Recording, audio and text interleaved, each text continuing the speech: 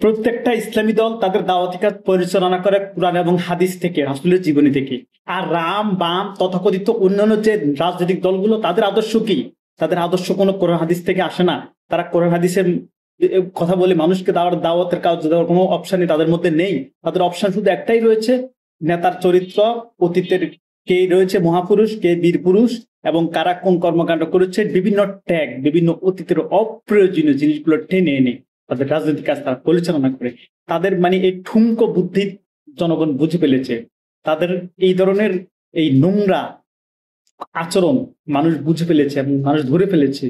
মানুষ এখন ইসলামের দিকে আসবে। কোরআন হাদিস, যেখান থেকে কোরআন হাদিসের কথা বলা হবে, রাসূলের জীবনী ধারণ করার কথা বলা হবে, রাসূলকে আদর্শে আদর্শিত হওয়ার কথা বলা হবে, মানুষ সেই দিকে ধাবিত হবে।